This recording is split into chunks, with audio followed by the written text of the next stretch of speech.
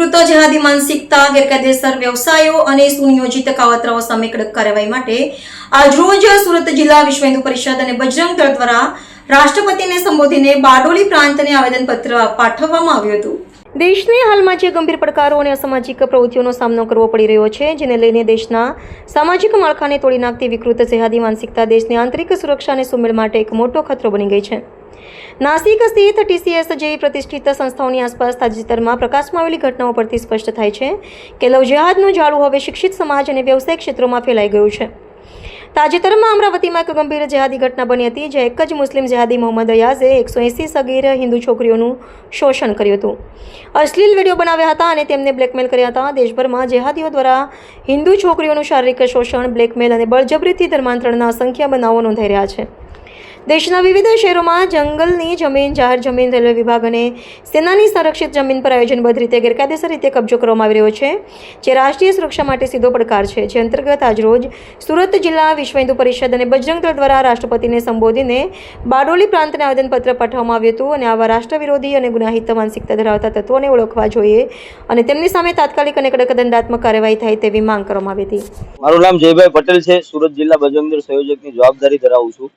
આજ રોજ સુરત જિલ્લા ગ્રામ્ય બજરંગ દળ અને વિશ્વ હિન્દુ પરિષદની સમગ્ર ટીમ બારડોલી પ્રાંત સાહેબને આવેદનપત્ર દેવા આવેલું હતું અને વિષય એ હતો કે હાલ આપણા દેશમાં જે જેહાદ ચરણ સીમા પર પહોંચી ગયું છે, હરેક વ્યવસાય, હરેક ફિલ્ડમાં આ જેહાદીઓ એની માનસિકતા બતાવી રહ્યા છે અને જેહાદ કરી રહ્યા છે। હાલમાં જે મહારાષ્ટ્રમાં નાસિકમાં TCS કંપનીમાં જે કોર્પોરેટ જેહાદનો બનાવ બન્યો અને મહારાષ્ટ્રના અમરાવતીમાં જે જેહાદીઓ દ્વારા હિન્દુ દીકરીઓને શિકાર બનાવવામાં આવી અનેકો પ્રવૃત્તિઓ આ જેહાદીઓ કરે છે અને આમાં સંડોવાયેલા તમામ આરોપીઓને કડકમાં કડક સજા થાય અને સરકાર છે ને આ લવ જેહાદ જેવા ષડયંત્રના વિરુદ્ધમાં કોઈક એવો કાયદો બનાવે કે આ જેહાદીઓને કાયદાનું ભાન થાય અને જો સરકાર આને કાયદાનું ભાન ન કરાવી શકતી હોય તો અમે હિન્દુ સંગઠનના કાર્યકર્તાઓ, અમે બજરંગીઓ કાયદાનું ભાન કરાવવા માટે તૈયાર છીએ, એને બતાવવા તૈયાર છીએ કે અમે હિન્દુ કોણ છીએ। જય શ્રી રામ, જય શ્રી રામ। બહેનોને એક જ સંદેશો આપવાની જરૂર છે કે આ જેહાદીઓને ઓળખો, આપણું મૂળ શું છે, આપણી સંસ્કૃતિ શું છે, સંસ્કૃતિથી જોડાયેલા રહો, बरोबर, અને જેનો કઈ વજૂદ જ નથી એવા લોકોથી दूर રહો। आज हम जो विश्व हिंदू परिषद के द्वारा जो हम संदेशा भेज रहे हैं, तो मैं तो हिंदू लड़कियों को जो हमारा स्लोगन है बेटी बचाओ बेटी पढ़ाओ, लेकिन मैं ये कहूंगी कि शास्त्र पढ़ाओ बेटी को समझाओ। जय श्री राम, जय श्री राम। और ये विधर्मियों को कड़ी से कड़ा जवाब देने की ताकत हमारे शास्त्रों में लिखी हुई है। बस मैं ये कह रही हूँ कि हमें हिंसा नहीं करनी, लेकिन हमें हिस्सा नहीं बनना है। जय श्री राम। मारू नाम राज पटेल, विश्व हिंदू परिषद प्रखंड मंत्री कामरेज।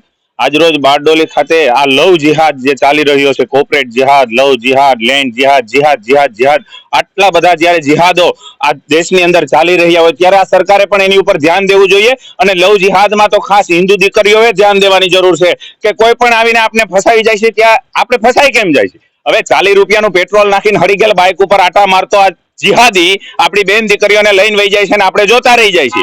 पछी ज्यारे आपणी पासेनी पाछळ भागવું પડે છે ને ઘણો બધો આવા આવેદન નિવેદન કરવા એ કરતા બહેનોએ પણ ધ્યાન રાખવું જોઈએ, પોતાની સંસ્કૃતિ શું છે એને સાચી રીતે ઓળખવી જોઈએ ને પછી આગળ પગલું ભરવું જોઈએ। બાકી આવીને આવી રીતે જો ચાલશે તો આજના સમયમાં તો હજી ઓછું છે, આવનારો સમય તો આના કરતા બી કઠણ હશે। આપણી બેન દીકરીઓ કોલેજમાં નથી શાંતિથી રહી શકતી, નથી કોઈ જગ્યાએ ફરી શકતી, નથી હરી શકતી, જ્યાં જાય ત્યાં આજે આની આ સોશિયલ મીડિયાના માધ્યમથી એવા વિડીયો બનાવી અને આપણી બેન દીકરીઓને ફસાવવાના આવે, બ્લેકમેલિંગ કરવામાં આવે તો આ ષડયંત્રો જે ચાલે છે એની ઉપર સંજ્ઞાન સરકાર લે। સરિયાને માનનારા લોકો છે અને સંવિધાનનો પાઠ ભણાવવામાં આવે, આ નહીં ભણાવે સરકાર તો એક દિવસ અમે આ હિન્દુ સંગઠન આને ભણાવશું અને કહેશું।